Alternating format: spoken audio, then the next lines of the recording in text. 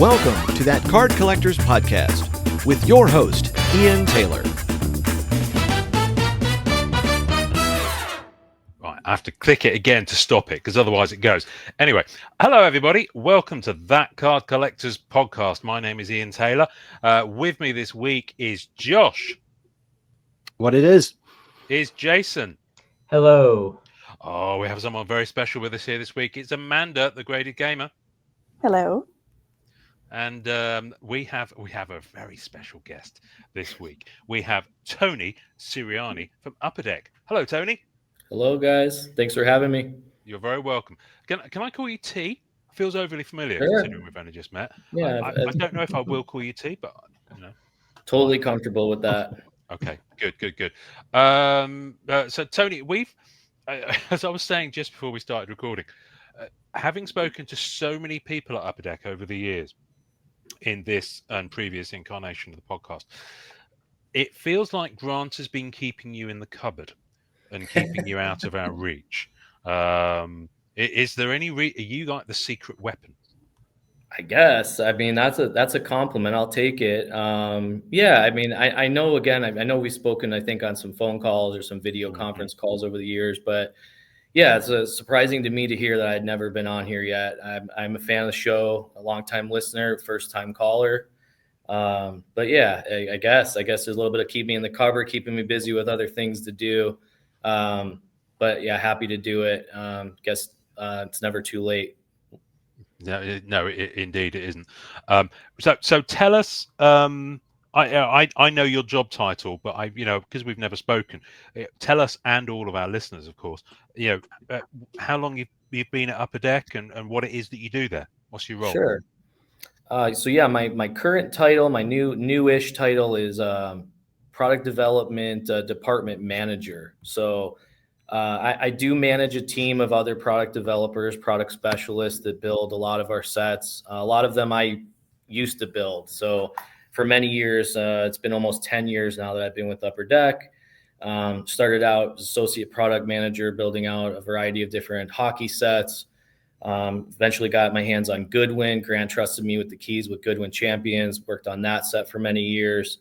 And then sort of, I would say probably right around COVID, but pandemic timing, I started making my way over into entertainment, assisting over there. There was a lot of work, a lot of Marvel sets, a lot of different entertainment sets that were needed. And I welcomed that. I let them know I love sports, but I also do love the entertainment stuff, or some call it the non-sport, right? So yeah, it was really fun to sort of start working on that. It's a new challenge. It's a whole different set of, parameters and different things that your collector world enjoys differently than the sports side of things. So it's been fun working on that now for, I'd say about 5 years or so. But yeah, as like I said, I'm now managing a team that are sort of the next group of innovative product developers for our team. So it's a little bittersweet handing off sets that I've worked on for many years and hold, near and dear and take a lot of pride in, but I trust the group that we have and I enjoy working with all of them. So I keep my eye on things, but they're doing a good job with everything that I've sort of passed on to them. With you obviously mentioned Goodwins. Give us some of your other kind of highlights that your fingerprints might have been on that listeners might know. Yeah. So, I mean, Goodwin Champions has been involved with that one since 2017, 2025, which comes out in a few days. That's my sort of last year of it. 2026 will be, handled by another product manager by the name of Pat, who's a great guy. And I'm very excited for you guys to see what he's done with the product. But yeah, SP Authentic Hockey I've worked on for many years, Black Diamond Hockey, OPG Platinum, did an OPG for a number of years. Non-sport side, entertainment side, James Bond, Black Diamond James Bond, which you guys have seen, a couple other James Bond sets in the works. Marvel, worked on Metal Universe Spider-Man. Remember working on that at home in my pajamas at my workstation at home, working on that during COVID, and it was insanely awesome. Loved how that turned out. So there's a lot of sets that I've been involved with. That I'm proud to say I was a big part of those sets. So yeah, I have to say it's good that Amanda's on mute for the simple reason that when you mentioned the SP Authentic hockey, I think she squealed so loudly that dolphins are now looking out of the Pacific towards where she lives and wondering what the noise was. SPA is my favorite hockey set. Don't give that one away. Don't give SPA away. All right. I am working on that one again next year. So that's, yeah, don't worry. It's staying with me. But no, these sets are all in good hands, whether it's me, Billy, Grant to a lesser degree. He really, he's working on other bigger things, but he always keeps an eye on sets the way, I do and Billy does. But all of these sets are in good hands. Anyone who you have on from our team, you'll see that. They're a passionate group. They're all collectors. They all love what we do. We all want to make the best things we can for the consumer, for the collector universe out there. So I appreciate that. It's very kind of you to say, and I will be working on SPA at least for a few more years. So okay, good. We'll talk about it soon at the National and such, but I'm 100%. Glad you enjoy it. I love that you love that set. It's one of my favorites too. I know everyone is usually chasing the cup, but to me, SPA is those are the rookies I want. Those are the cards I want. I enjoy that challenge. Billy has been the keeper of the cup for many years. He's done a fantastic job with the cup. He does UD flagship series 1 and 2, and those are big time sets. And he takes them serious, and he does a great job with them. But I do enjoy the challenge of working on some of those other sets that don't get the limelight that a cup gets. Right? I enjoy that challenge of how can I step up these other products to feel just as compelling and just as much fun to break. So yeah, it's a fun part of the job for sure. So can you tell us who's building Batman Metal? Yeah, it's me. I did that one. That was another dream project to say that I was involved with that. But oh man, yeah, that was one. As soon as that hit the calendar, I pushed hard. I was like, I got to do this one. So yeah. So we'll be talking to you again. Oh, happy to come. Yeah. Oh yeah. I cannot wait for you guys to see that product. Yeah, that's gonna be a lot of fun. Wait, I have to say, Amanda, it feels like you already knew the answer to that question when you asked it. I know nothing. Mm-hmm. Yeah, right. We'll move on. But it is nice to see how excited you are about it, Tony. It really is. Oh, I'm very excited. I can't wait for you guys to get to break that one. A little bit longer. We're getting close. But everything I've seen from the art and design, everything is going to be, I think everyone will be very happy with it. Knock on wood. I hope so. I hope you guys are. But I think we're on the right track. I think we know what you guys are looking for from one of those products, and it's got, the DC Batman feel to it, which is going to be really fun to see. Awesome. Yeah. The 85th anniversary set was fun. Amanda, I know you went in hard on that one, didn't you? Mm-hmm. So that's good to hear. That's good to hear. I was involved with that one as well. There was that was a challenging set to get done. We wanted to throw a lot more in there that just time and other factors, we just couldn't pull everything in, because I was like, if it's 85th Batman, we need to include as much Batman, various versions, different iterations, different,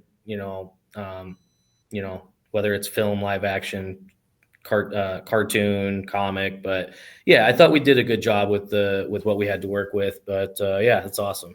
Glad to hear that. Yeah, that easily could have been a full set. So I suspect paring it down to those weeks you guys did a good job. Yeah, TJ and his group, great job too. I mean, figuring, because again, we had to whittle down 85 years of Batman into a concise little weekly EPAC set, and try to deliver something from every corner of it, as possible. So yeah, appreciate that.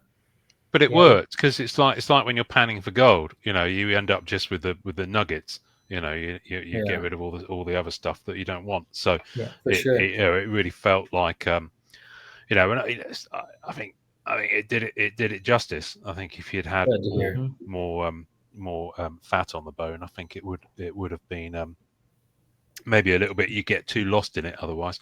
So I think it forces you, focuses you. Jason, sorry, I cut you off. Oh yeah, it was the 85th was a fun kind of compact set, and the metal achievement cards were awesome too. Yeah, we love that. We're like, how can we give everybody just a little, something to get them excited? And it just, I remember those conversations even with Jason. He was involved with that, and he loved that idea of using those as an achievement preview card. So yeah, glad you guys enjoyed it.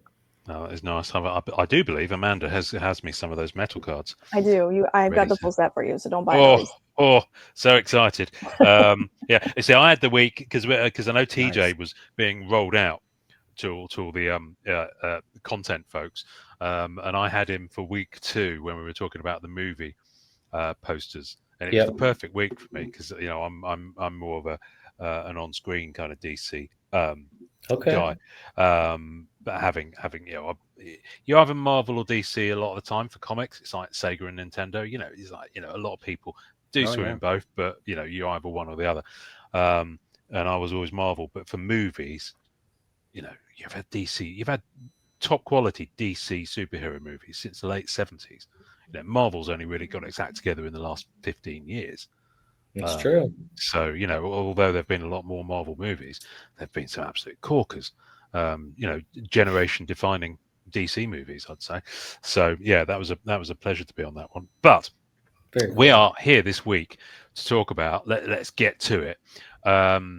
Your new baby, which I believe you've had a hand in, is 2025 Fleer Brilliance Superman, which is dropping. This episode's out on Thursday, so it will all be out. Excellent. When people hear this. So, what can you tell us about this set, short of me reading from the Go GTS screen, which I'll probably pull from as well? So, I mean, it was important to us to honor and be a part of this summer of Superman as much as we possibly could. I don't know if you guys have had a chance to watch the film yet. I thoroughly enjoyed it. I watched it twice over the weekend. We went as a company, which was really cool. So I only had to pay for it once, which was awesome. It was a nice perk of the job. They took everyone to the movies on Friday. But we wanted to have something out to coincide as close to the movie release as possible. We really wanted to just, it's out there right now. People are seeing Superman everywhere. You're seeing the ads. And we want to get collectors excited about that and about our new DC IP that we're working with. So that was really the first sort of goal, and we did it. We hit that. We made that happen. It's going to be out, within a week or so of the film release. And it's an iconic, exciting, brand that we've, it's been around since like the mid 2000s. It's amazing working with Jean on this set because she built the original one. So, we set out right away to build something that honored the original set, but also felt fresh and new. Has a lot of different tech cards, a lot of different chase with rare chase, serial number parallels, is even down to like one of ones.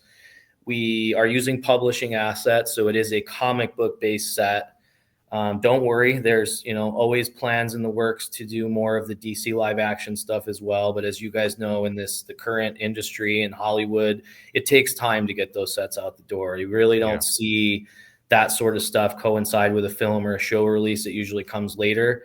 But I do think this will satisfy collectors looking for something fresh and new for Superman. And we did, we put a lot of time into it. Again, kudos to the content team, TJ, et cetera, who worked on this. We tried to lean into characters that are appearing maybe in the film or characters that are now going to become popular household names.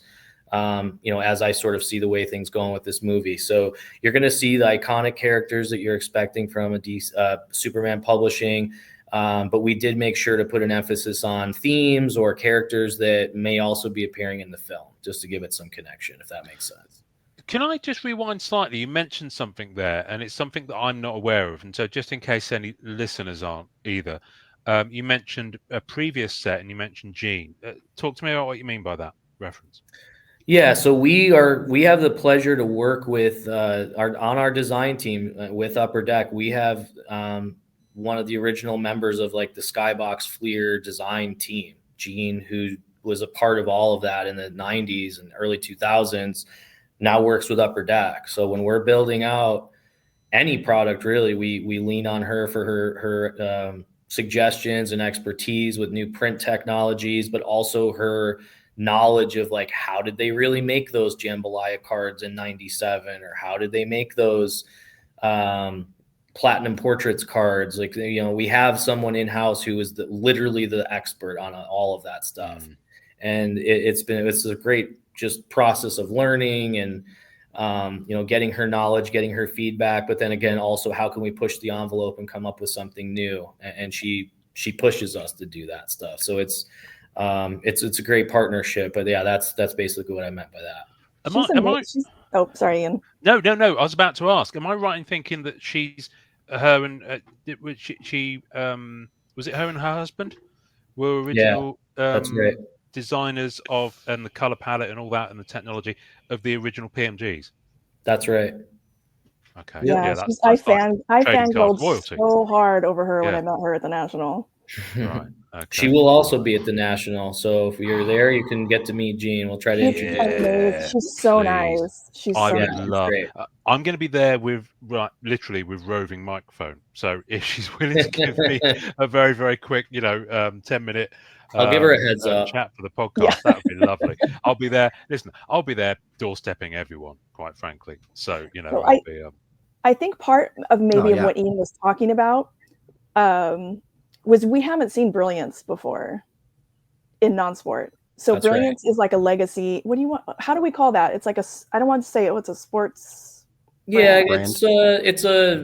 It's a returning sports brand from the past. Yeah. You could call it a legacy brand. Yeah. But it was, if you go look it up, you can go check out the cards. They were beautiful foil board, very shiny cards. They did it for basketball, and I think they may have done a year of baseball. Yeah, we didn't get it for hockey, but I did. I never got it for hockey. When I saw Illuminators, I was like, okay, I'm pretty sure I've seen that for basketball. Yes, exactly. So that's exactly right. Yeah, we wanted to give, pay some homage to the old sports set, which we do like to do. Collectors seem to enjoy that have the history on that stuff. Or again, you learn about it, right? And then it means even more to you once you do understand our thinking behind it. But yeah, Illuminators was it might have been a football. I think Brilliance, I think maybe I misspoke. It was basketball and football, maybe baseball, but you're correct. We never got hockey. But yes, Illuminators was a big insert in those products. So that one is in the Superman set. I like that because Marvel Studios Series 1 and 2 introduced me to a lot of card types that have been around in sports for years, things like Dazzlers, which I love, Outburst, holographics, and for me they're new because awesome. I've always been a non-sports guy, and so now I'm seeing Dazzlers, but I'm sure I'm going to see plenty of them at the National. But I'm loving those so much. I'm like, where have you been all my life? I love that perspective. That's refreshing to hear that. That's really cool. And again, that's more of us sort of bridging the gap between sport and entertainment, right? And bringing some of that stuff over. And it's gone the other way too. Now I've seen some inserts that have originated in, maybe a multi-sport set or an entertainment set that have now make their way over into sport. So it really goes both ways. If a concept's a good concept, it should be able to be portable, right? You should be able to use it in different sets or different, with different IP. So that's really cool. I love that perspective that a lot of these are new to the entertainment collector. I love that. Yeah, no, it's good. I'm really mad. Cool. I'm really hunting down the Dazzlers from that set. Tony, I wanted to ask you about it being Brilliance, having that legacy in sports and being out for a little while. And I imagine you're trying to do what you can to tie it in and to give the same feel what we've seen from it before. What are some of the challenges when you're doing, when you're all of a sudden you're in a entertainment or non-sports, bringing the DC IP, and how do you create that same feel with the parallels and everything like that and still keep the optics? Yeah, it's a great question. Yeah, I mean, you definitely, you don't want to force something in there, right? If like a sports insert was, themed about a goalie, in net or a goalie mask or something like that, might not translate over to something for, publishing comic book based set, right? But we try to, we pivot. Trying to think of some good examples of where we've done that. It's really in the design phase, really, is where you can really pivot it, right? If an insert's an iconic enough or that big of a following, if the name is what the recognition is, sometimes you can be a little more flexible with the way the card looks. You could change the design to work better with the IP. Like we did some of that stuff with, like Batman. Like I can tell you, for instance, like we released a new insert a couple years back in originally in Metal Universe Champions, which is like a multi-sport version of that product we do. And we did an insert called Dark Matter. And it's like a very like soft touch, matte feel card with a shiny black UV, really cool looking cards. But when we started working on Batman, which you guys will see down the road here very soon, I was like, this is a perfect insert for Batman. So let's bring it over from sport into entertainment. So like that was one I was like, oh, do we maybe change the name? Do we call it Dark Night Matter, or do we just keep the name? And ultimately we said, you know what, let's build off of the recognition and just keep the name the same. But that was something where we said, okay, maybe we adjust the name a little bit. And there'll be some other elements coming up like that. I would say more heavily in Batman than in this Superman set, where we took things that are iconic in the sports world and adjusted them to fit into the world of Batman. So we'll talk more about those in a later call, but yeah, we always try to think it through. You never want to just throw something into a product just because it's popular. We always want everything to have a home that makes sense. Mm-hmm. Every brand can stand on its own. So yeah, there's a lot of thought and care that goes into that sort of stuff when we move stuff around from one brand or IP to another. That Dark Matter finish that you just mentioned, is that similar to the Halo had a parallel augmented reality? Yes, exactly. Like looks and feels like that. Yes. Gorgeous. Yeah, I love those. I'd never seen anything like it. I really have. It's wow. Yeah. Okay. Yeah, you'll see a very nice version of that. And that card also was in the most recent hockey Metal Universe. Billy liked it as well and put it into Metal Universe Hockey. So it's gone multi-sport, entertainment, sport, full hockey. So like if it works, it works. And if it's a nice looking card, we'll do the due diligence and adjust accordingly to make it work. So yeah, we always make sure we're putting in the time and effort to make sure it makes sense. If that's in Batman Metal, that's going to be a really nice insert. Sounds like a perfect fit for Batman. Right? Yeah, there were some that were just like, oh, these are no brainers, and there were other ones where like, okay, maybe we can adjust things a little bit to work. But we did the same thing here. Like a good example in this product of that is in the old Fleer Brilliant sports sets. There was the really big chase was a 24 karat parallel. They called it 24 karat gold, and it was numbered to 24. So super low serial numbering, especially at the time. If you're going back 20 years, 17, 18 years ago, card numbered to 24. Even now, that's pretty rare, right? But it was a big deal if you pulled one of those. And if you go look those cards up on the sports side, they're worth a lot. So we adjusted that a bit for Superman, kept the numbering at 24, but we adjusted the name to Golden Flight. So there's a lot of parallels that are themed around his abilities or different things within the Superman universe. Nice. So that was sort of one where we said, let's keep the lineage of this iconic number to 24, but let's make it fit within the Superman world. So I'm just having a look here. So I'm just having a look at the breakdown. So you got a 90 card base set on rainbow foil board. Now, our listeners won't be able to see this, but just for us, so that we can talk about this. Sure. I'm just going to pull up some of the images that are on Go GTS just to look at these. So I imagine this first image here are the base cards. Yeah, that's the base. Exactly right. Yep. So I mean, I love those. Is that so? That's going to be like that circular image with the kind of the radiant rays echo coming out of it.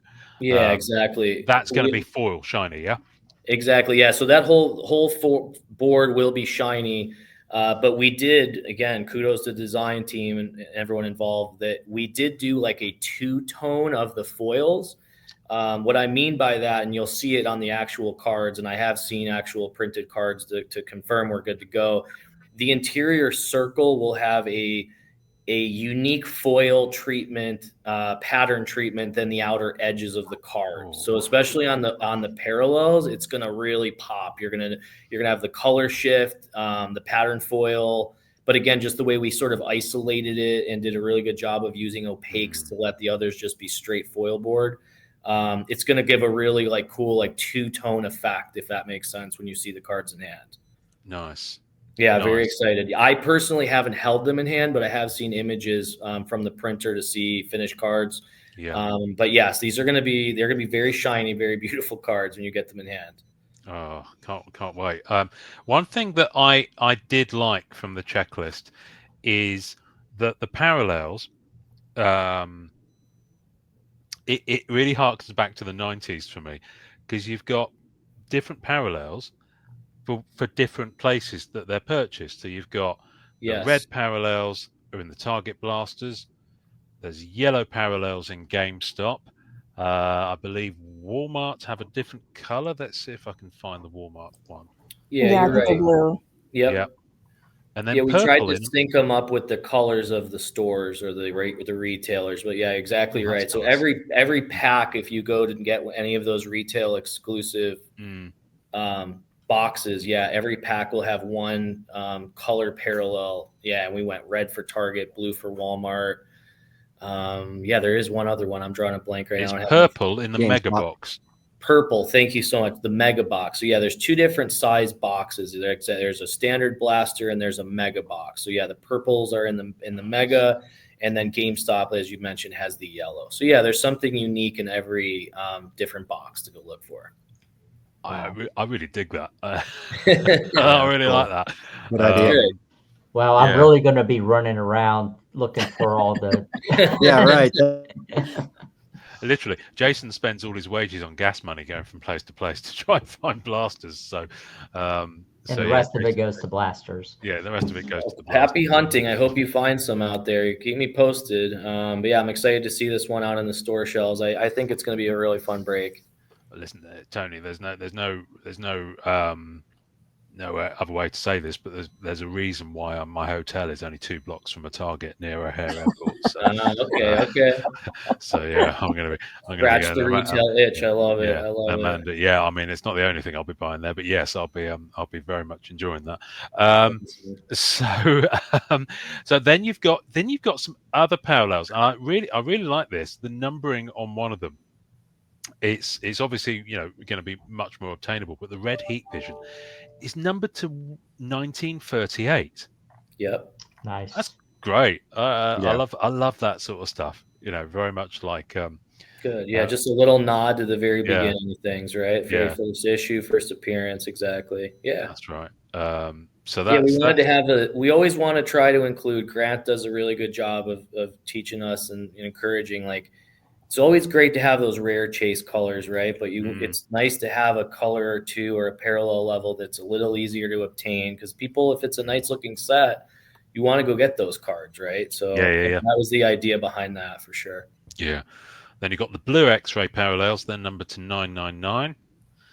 I've already seen a couple here. I might want a rainbow. Curses. There go my wages. Green kryptonite parallels are numbered to 499. I've just seen Miss Tessmacher is on the list. Brilliant. And then it goes to the Golden Flight at 24. So there's a real kind of a lot of it is actually really accessible. Yeah, that's right. Yeah, I mean, we want to make something for everybody, right? Not every set is, this is an expensive hobby, and I think this product is hopefully going to be attainable for most collectors to go enjoy. So yeah, exactly to that point. You can chase the parallel sets. You can build them with, they'll take some work, but it can be done. It's possible. Yeah. And then if you're bold enough, there's some super rare chase in there as well. So, hopefully a little bit of something for everybody. Yeah. So are the mega, if I'm to understand correctly, I've done some Google searching on this. Is the mega box also available in retail as well? Yeah, they should be, yes. Okay. You should be able to find both of them available, yes. Okay. That's awesome. Yeah, that's the intent, absolutely. Is, obviously the SKU exclusives, you shouldn't find the Walmart one at Target, and the team's pretty good, the sales team and the distribution, it gets to the right places, but you'll be able to find the SKU exclusive blaster along with the mega, hopefully at any retailer that you're looking for. Good. Yeah, I think that's the box that David Adams has. I think that's the mega box is what like the comic shops are going to get. Cool. There's awesome. A UK distributor as well, which is unusual to see, actually, because I know the Marvel license meant that you couldn't do that, but with this product, I've seen it on pre-order on at least one major UK sports trading cards, they're called.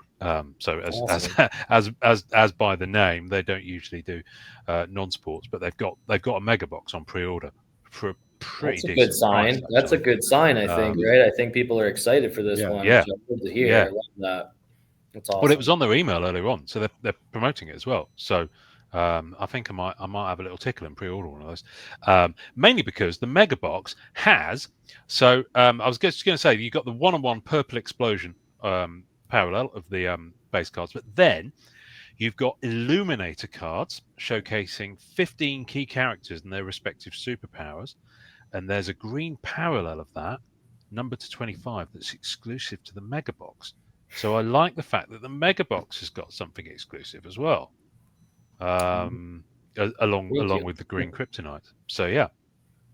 Yeah, we tried to give a little something exclusive to everything. There's exclusive rare chase. There's exclusive, more common chase parallels. So yeah, we definitely thought all that through to make sure we're delivering something compelling to, again, your more bold, looking for the super rare stuff. And again, hopefully everybody pulls that when they're looking, right? Yeah.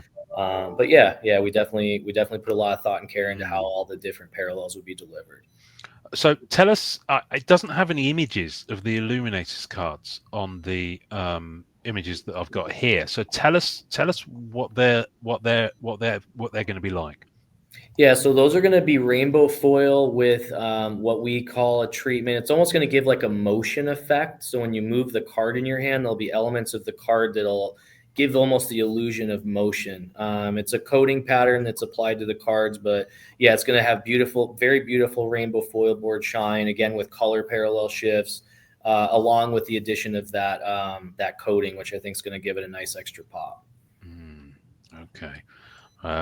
So there are some more inserts here that they do have pictures of. So I'm just going to jump. Sorry, I'm just getting excited now. Thematically, like you mentioned, Illuminators it's 15 cards. It's sort of best of the best sort of character gallery. Their powers being displayed. So a lot of metahumans, a lot of super powered beings within the Superman universe, including the title character. So it'll be showcasing those characters within that insert. So Ian, they released, I think, a picture of almost all of them on the Upper Deck. Awesome. I'm sure they probably did, Amanda, but I've only got the Go GTS website up, unfortunately, at the moment. So if anyone else wants to find them, I've got the Facebook post. Oh, have you? Right. Yeah. Come on, then over to Jason. Our listeners will have to go and track these down on their own. But you can go to the Upper Deck socials at Upper Deck Ent, I believe, are the socials, and you can peruse them yourselves. Or by the time you hear this, just go and buy some. Just go and grab some. There you go. Just go and buy some. Because seriously, by the time you've finished listening to us mither around and find the images, you could hold one in your hand. Isn't that right, Jason? Are you still trying to find it? I thought you had it ready to go. I did. I'm trying to figure. Okay, I got it. Share screen. There we go. Operator error. And the suspense. Got to say, I'm really excited about these powered by the sun parallel. The powered by the sun parallel. The inserted parallels. Could look. And so here's the Illuminator. Yeah, the last son of Krypton. Oh, the Illuminator. Oh, that's beautiful. I like that. Yeah, the other one has sort of that, the base has that oval shape sort of design element. This is like a full bleed, very large image of the characters showcasing their abilities. And then there's the last son of Krypton. That's a super tough one. Yeah, they're rare, aren't they? Super rare. Yep. That'll be a big chase. Looking forward to you guys seeing those cards. Again, very beautiful, shiny cards. We'll have some of that special coating I was referencing as well. So, yeah, those cards are going to look great. Set against the Fortress of Solitude background on that one. Okay. Yeah. I like that. World of Metropolis. I like these. Yeah, so this one we wanted to dive in a little deeper into the other characters that live in Metropolis that Clark Kent / Superman works with. A lot of heroes based. There might be some villains mixed in, but it's it's the people and the characters that live within Metropolis that, you know, Superman or Clark are seeing and working with on a sort of day-to-day basis. Okay. Again, thinking of the film at the time too, knowing what we knew, because we built this obviously prior to the film release. You know, TJ, Allison, others involved with the content team, like, you know, they did their homework of like, okay, which characters from the publishing world do we know are going to be in the film?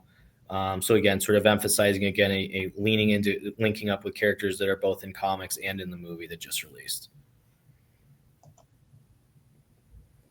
And there's the Powered by the Sun. Yeah, these do look awesome. I love these cards. So yeah, I mean, you know, it seemed like it was news to some people that, and again, maybe that will be more common knowledge now with the new film and everything. But yeah, I mean, that is where Superman, you know, as an alien, he gets his power from the yellow sun. Earth's yellow sun is where he gets his power. So we wanted to emphasize that as a focus here of a beautiful insert card. So yeah, these are going to look awesome. These have a little different print to them.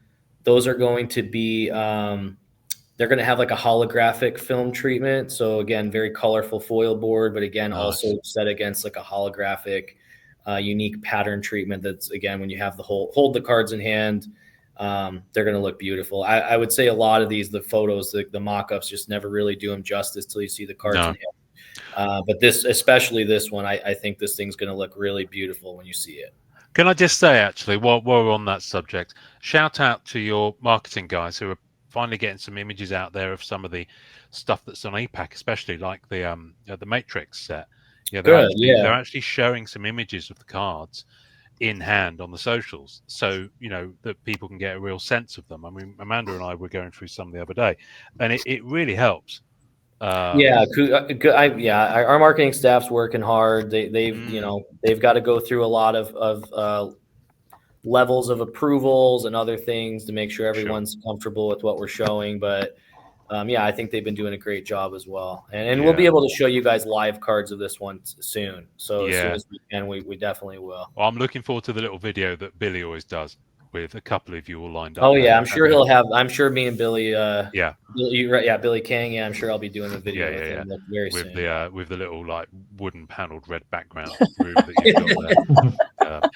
I'm sure that's probably like a little bit of set that just lives in a cupboard and they just put it out somewhere in the office. I'm sure it doesn't actually. I think it's there all the time. Honestly, is it? Okay. I'm not in that room too often. When they invite me in, like you said, I don't do a ton of the interview stuff, but when I do, it's usually set up with that. I know exactly what you're talking about.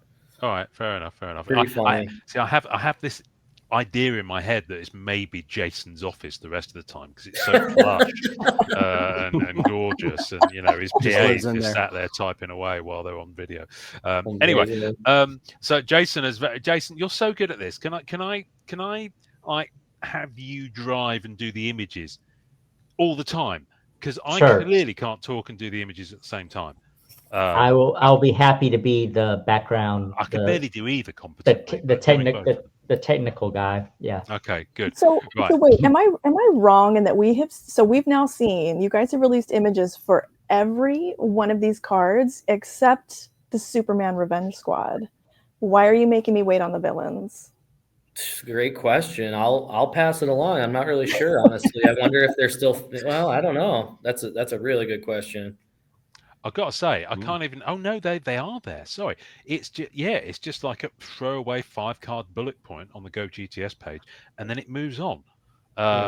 In fact, on all of them, it kind of showcases and it talks about find parallels featuring this, but it just says Superman Revenge Squad. I know. I'm so excited for the villains. It really low key.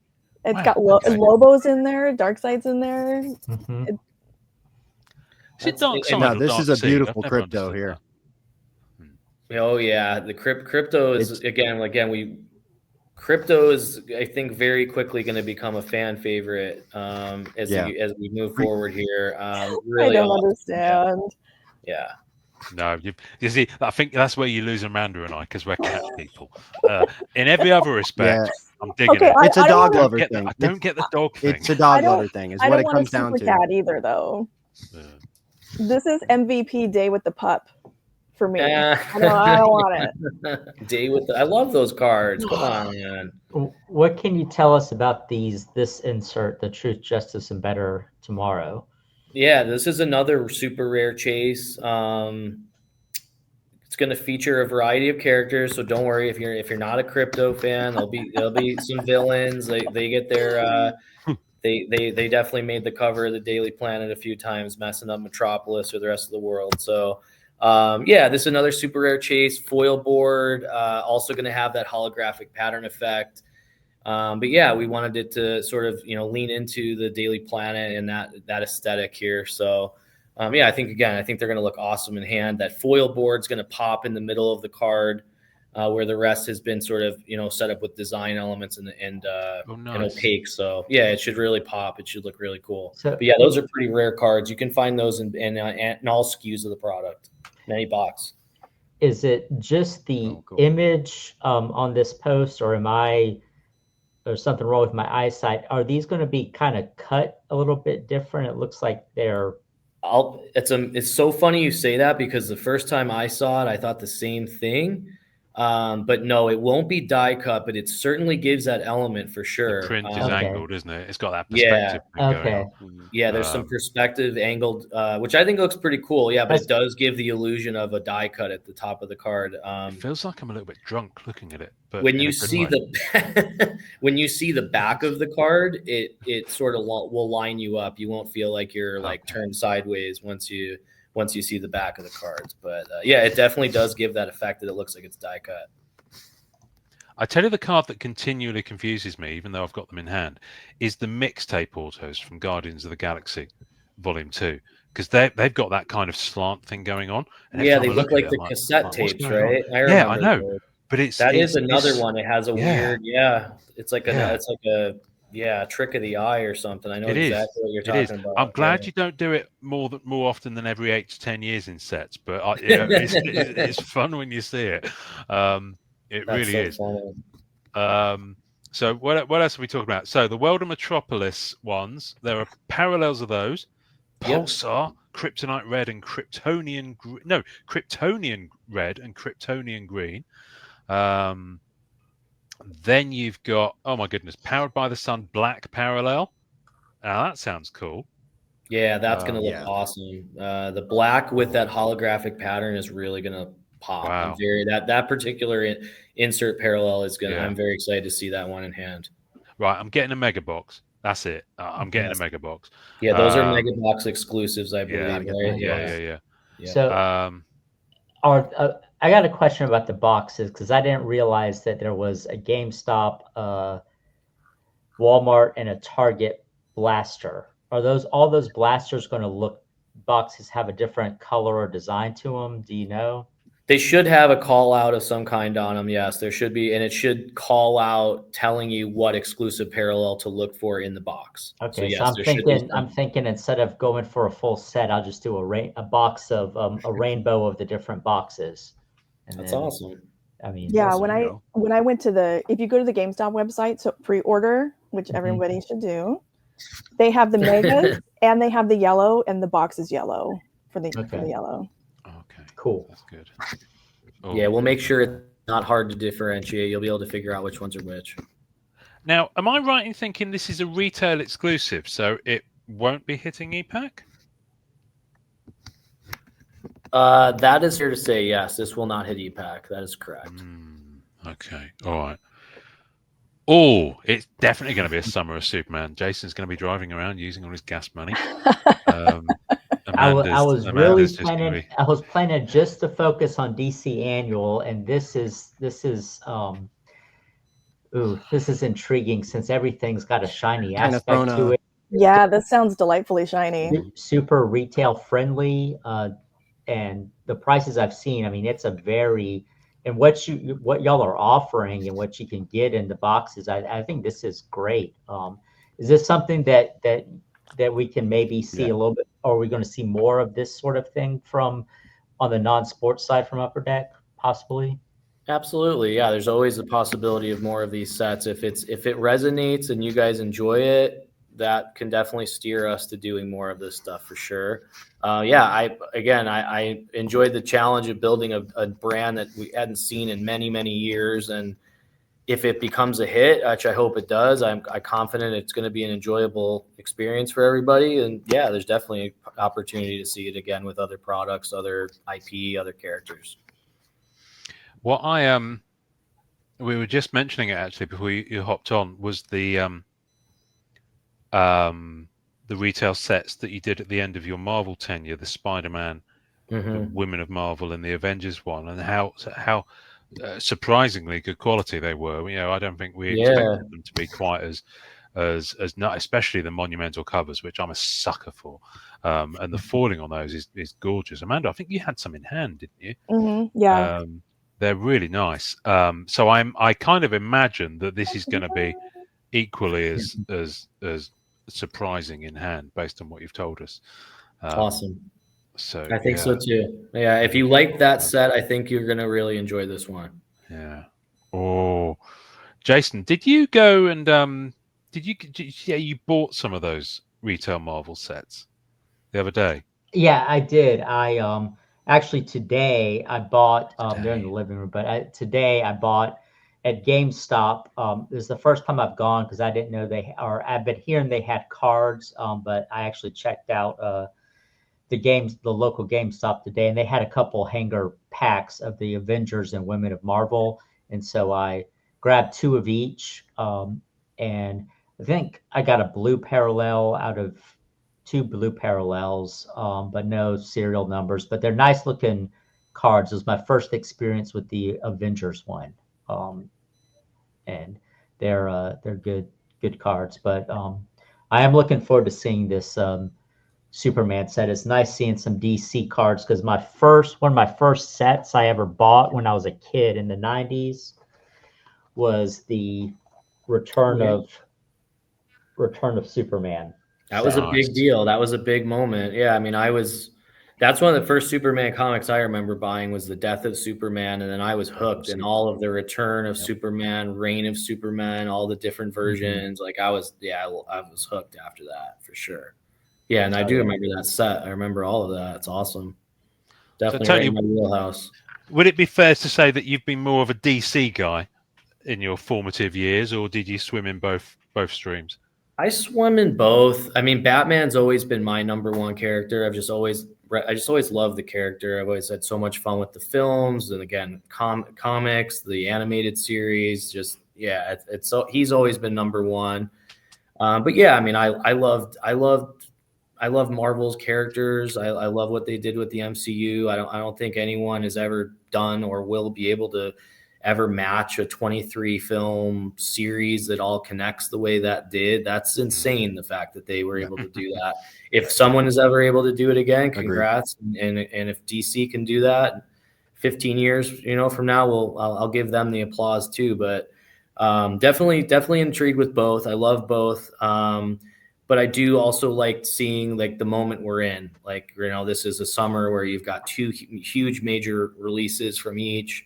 Or 1 major release from each, I should say, and I think we'll see where we're at the end of summer, and I think personally, I think the DCU now is they've created a great world that they can expand upon and grow and make some pretty exciting new films and a big franchise here. So, I think I'll continue to keep my eye on both and enjoy both of them. But yeah, Batman's always been my number one character overall. Have you ever dressed as Batman for public or private pleasure? Or done the voice? I've definitely done the voice. As a kid, I had a mask, and I would just probably put like a blanket on my back as the cape and run around. But no, I give credit to the cosplayers and the people that go all in, these film accurate costumes or comic accurate costumes. But no, that I'll let them handle that stuff, and I'll enjoy it from afar. I'm trying to talk someone in the product team to come in on Batman Metal release day dressed as Batman and just sit at their desk and just pretend that nothing is unusual. It's going to be either you or TJ, but I'm going to try and convince I don't feel like that's a big ask for these guys. I feel like there's probably 5 of them you could talk into it. Well, the thing is, TJ's desk is so full of action figures. They'll just think it's a giant action figure that he's brought in. And have you seen it'd be more shocking if I were to do something like that. But yeah, who knows? Yeah, maybe I got to give it some thought. It's a pretty interesting. It's got to be done. It's got to be done. It has to be Randy. That would be incredible. Maybe we'll have a bunch of us dressed as Batman. Who knows? We'll see. Maybe we'll get. Yeah, it's a big deal. We got to treat it as such, right? I mean, at least the whole marketing team. Yeah. Awesome. I mean, listen, I'd pay good money to watch that. But I mean, listen, if the whole company can go and see Superman of an afternoon, then surely a fair proportion of the company can come in dressed as Batman on the same day and just flash mob that stuff. Oh, that's awesome. From a marketing perspective, I think you really nailed it on this one as far as the release date and bringing. Excellent. There's going to be for our crypto fans out there, putting that on the box art, because I agree. I think that character's going to grow in popularity. You haven't had many. It comes down to cracks at the apple. Fans of that character just haven't had enough content, and to kind of sync your release date up with everything, and then have that new aspect on the box art is excellent. Oh, it's great to hear. I'm just laughing at Ian's face, Josh. It's not. No, I'm just not the crypto fandom. It's his face. It's just I'm sitting here thinking. Now I've seen a number of movies. Now, admittedly, I haven't read it in the comics. I've seen a number of movies that retell Superman's origin. Okay, and he's in this capsule, be it the one with spikes out of, or the the slightly more Zack Snyder, bit more organic metal kind of thing going on. In neither of those movies do I remember there being a small puppy in there with Superman. So help me out. So kind of sell it into me. Where and how is there a dog with the powers of Superman? Where did it come from? And why did they not put it in the movies in the capsule with it? I mean, it's a valid question. I'll have to chat with TJ more to get details of first appearance, but I'm pretty sure crypto's been around a long time in the comics. I think that's a Josh question. I think. Unless you guys have the knowledge, he's been around a while. So his first different incarnations, like German Shepherd. There was a few different breeds, but it's kind of settled to what we have now. What we've kind of come to know as the white. Dog. It's unbelievable. Right. I think James Gunn leaned into it because it's James Gunn. Like, he likes the little cuddly, cute little creatures running around, and I think he knows that a lot of not everybody, but I think he knows a lot of the audience wants to see cute little cuddly creatures. It's part of a lighter, brighter Superman. A little lighter, brighter, and I think that's. I think that's what they're creating with this. I don't know if you guys have seen the movie. Very steep change of tone, isn't it? I mean, I can tell very that from the trailers. Yes, very steep change in tone. Oh, absolutely. Complete opposite of Zack Snyder universe, and I think that's intentional. And I think it makes sense for Superman. I think, and this movie will touch on it when you guys see it. Not everybody is the lighthearted Superman. There's some dark people in his universe too. A little more edgy, a little more shades of gray. But I'll let you guys see it for yourselves. But they're definitely going for a much lighter, sort of classic Superman tone for sure. And I think they nailed it. And I think when you maybe bring in some more darker, more heavy characters down the road, it'll be a lot of fun to see how they play off of each other. Oh, that's interesting. I mean, what a fun thing. Can I just go back to this? But this whole company, right, we're closing. We're going to take you all to the movies. He's so hung up on this. No. I'm just trying to figure out. Okay, how many? So I imagine this is the San Diego office, your head office, yeah, which is where you're. Both offices got to go. Our North other Carolina office as well. Got to go too. Yep, North Carolina got to go too. Everybody who didn't get their redemptions this week. That's why. That's why. Let's just focus on San Diego for a minute, because I know it's not a small number of people who work in that office. It's quite a big deal, There's a fair few of you. Yeah. So, do you all kind of drive separately, or did they lay on buses? This is the first question. I'm just curious to know how this works. So yeah, it's great. Our like event He's so planning used to saying committee. it's a great question that he almost said that to that question. No, it's the media training they've had. I can tell they've all had media training. You know, I mean, our event planning team, HR, everyone involved, like they keep us. They make sure everyone has a good time. Like we all work really hard, and they do a really good job of like doing nice little events, whether it's here in the office or if we're going off site. But yeah, we hadn't been to a movie in many years. We did it a lot with Marvel. We used to go to a lot of the premieres. And the company has grown. Like it's a full theater. Like there's a full theater. I was going to say that was my next question. Yeah, Did they yeah. like book out an entire screen just for you guys? They do trust us to get there on our own, and from what I understand, everybody made it to the movie safely and arrived on time. But who knows? There's a lot of people. But yeah, it was packed. It was a packed theater. Good.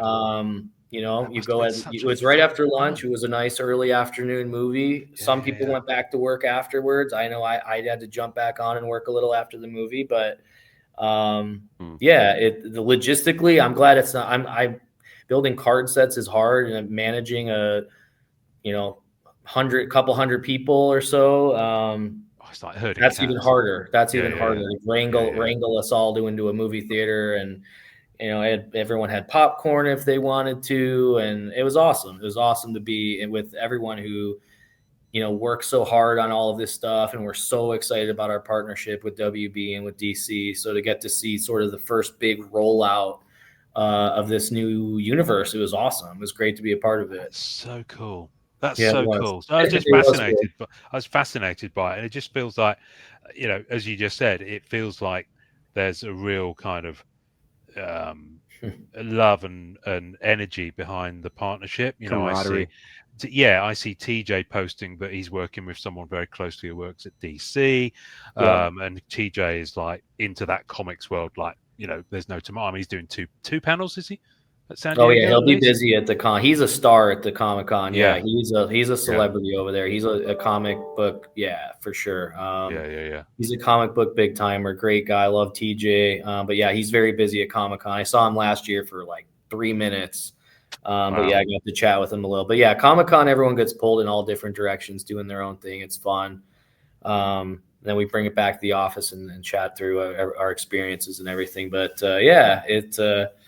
it was really cool that we got to go, and just excited for all this stuff coming up here this summer. We got Comic-Con in a few weeks. We got the National right after that. So and Gen Con dovetailing Gen Con going on during National, absolutely big time as well. We got a new big game out with Rush of Icor, a lot of other fun things that they're working on. So, and again, the gaming team built that Halo product you mentioned. Like they crushed it. Like we opened that Halo set and we were like, dang guys, well done.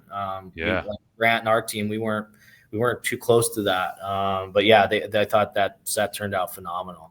Yeah. I mean, it's a massive, I'm still not sure how, because I won't collect the whole thing. It's just too big. And there's a point at which I stopped. I don't think I played past a certain game. I think it might have been Halo 5. And I didn't finish that. It's called having a kid, basically. I just haven't had time to play Halo since then.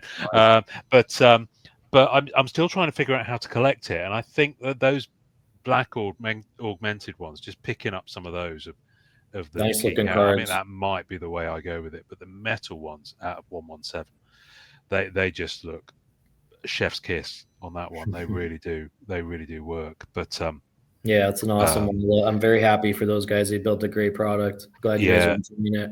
And there's going to be I saw today on the Upper Deck socials, there's going to be a Halo exclusive at San Diego Comic-Con. Oh, okay, nice. Yeah, it's the I think it's a card of the guy who was the announcer, the vocal announcer on. Oh, where's he Tony? Obviously can't talk about that. He can't talk about it. They've pulled him. They've pulled his plug. Billy was on the side. Billy Kang. Tony, Tony come back. Where's he gone? Where's Tony? Oh no. There's spies everywhere. Spinning wheel of he's Tony on Billy Celio's home Wi-Fi all of a sudden. Now there's an in joke for those who don't know what we're talking about. Tough. I'm just gonna go onto the Upper Deck page while we're waiting for Tony to find his way back, because they did post about this Halo card. And do you want me to get you a pack of those or whatever it is? Oh yeah, of course I do. Okay. Here we go. Yeah, Jeff Steitzer. He's the Halo multiplayer announcer, and it's a convention exclusive promo card.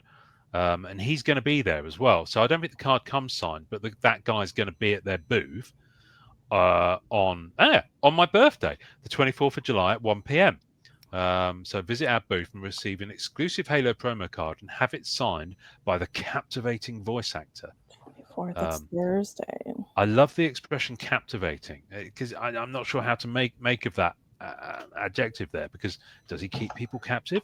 Or is he a magnetic personality? Who knows? Amanda, go along and find out. Do you and Frank have the same birthday? Does Frank have the same birthday as me, you mean? Absolutely, that's what I mean. Yeah, because I think I'm older than him. So he obviously took off me. Yes, probably. Oh, hang on. I think T's back. There he is. They kicked him out of the office. They said you can't talk to him too much about those movie premieres we go to. You got to keep that quiet. Honestly, we thought that Billy had come in with a hook and just gone. He got me. Yeah. No, Grant came in and said, "Why are you sitting in my chair?" Now I'm back at my desk with my computer charging. Apologize for that. Oh, that's okay. Well, listen, we won't keep you too much longer. We were just on the Upper Deck because there's been so many posts, because you've got loads of stuff going on. I can't even start. I can't even look at the X-Files ones, because that's just exciting. I know, that's going to be fantastic. But yes, San Diego Comic-Con announcement. Jeff Steitzer, the iconic Halo announcer, will be at the Upper Deck booth 307 for an exclusive event signing on Thursday, the 24th of July. That's my birthday, Tony. Hint, hint. Visit our booth to receive a convention-exclusive Halo promo card and have it signed. How exciting!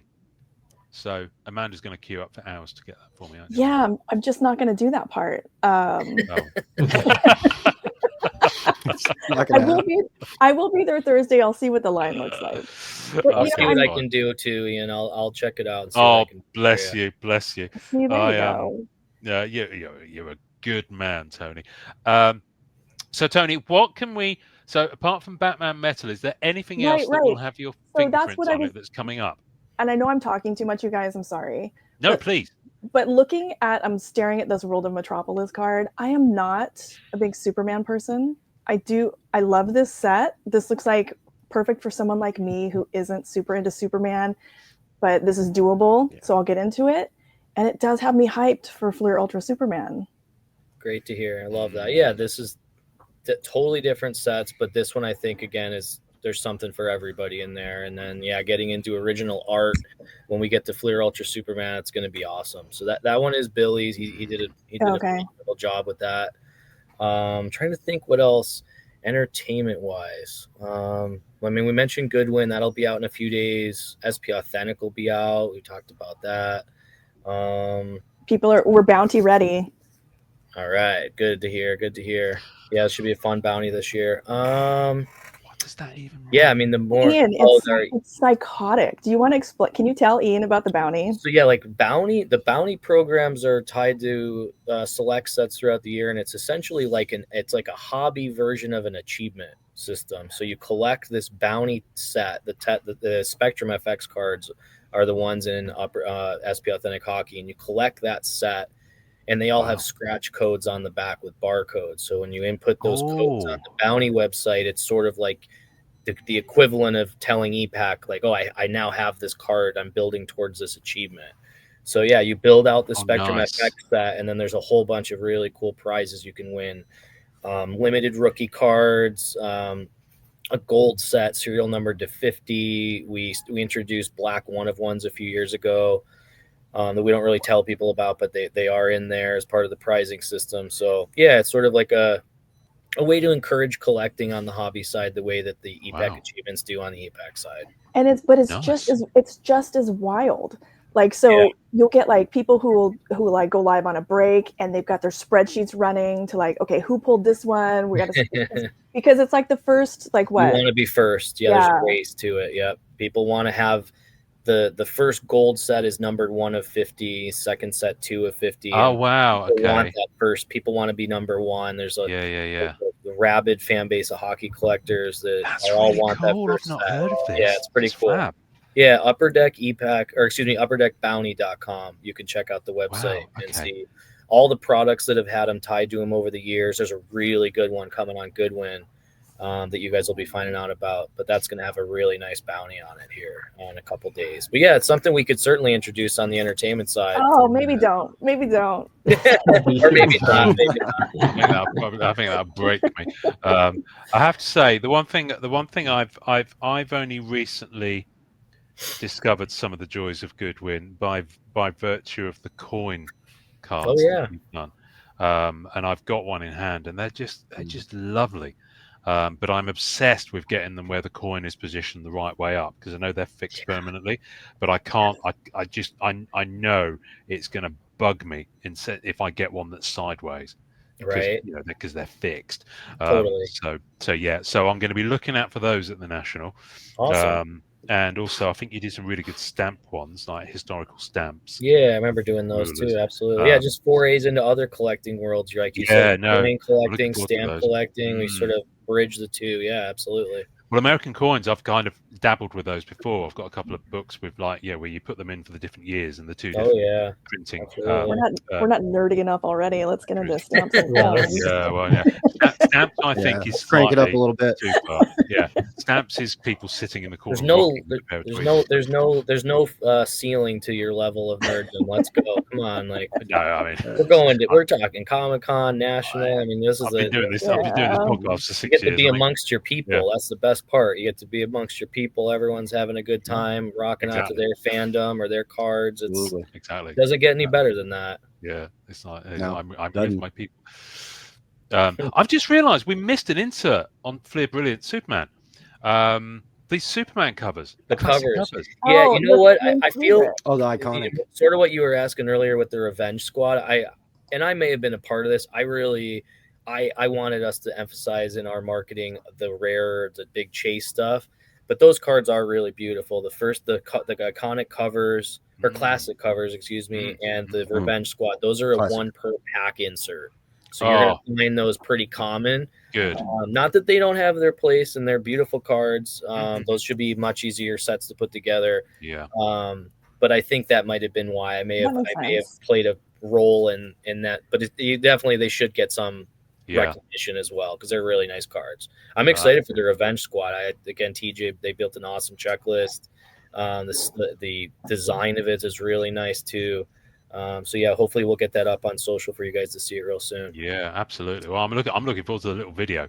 So I'll be as soon as Billy starts pimping that out there.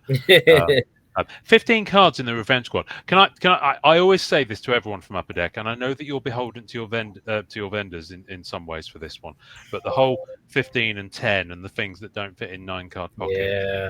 The page increment. We got there on the base set. We made sure we did 90 on the base. I've got to keep saying it, because maybe one day. But anyway, listen, it's a small criticism. I think they're going to look beautiful, whatever you do. And not everyone keeps them in binders of 9 these days either. So there is that. Don't give up, Ian. Don't give in. I know. I just don't want to be mean to Tony. He's been so nice. Continue to fight that fight. I appreciate. No, I love I know you are a strong proponent of that. Again, I've heard that sentiment. It makes sense. And again, we try to do it, but there are some limitations, as you mentioned. I hear you. Yeah. This one, it was a quick one. We didn't have all the flexibility with different sizes of sheets and things of that nature. We had sort of certain parameters we had to work through in order to get it out in time for the film. That was really, really important to us. There's some reasons behind that, but hopefully, again, the base being 90 and that other stuff, it should come together. Yeah. Thank you for the 90 base is awesome. I know you guys are a big proponent of that for sure. Yeah. Well, listen, thank you. And promo cards. I mean, if we're just gonna ask for stuff, let's ask for promo cards. Yeah, promos are always nice, right? Yeah, we try to fit those in when we can. We usually put all of our promo emphasis into like promo sets, right? Like if it's a national exclusive or Comic-Con, there's a couple really cool. You had mentioned one. But there's a couple other ones. I don't know if I can talk about them. I wish I could, but there's some really cool Comic-Con stuff we'll be announcing. The national promo set sounds awesome too.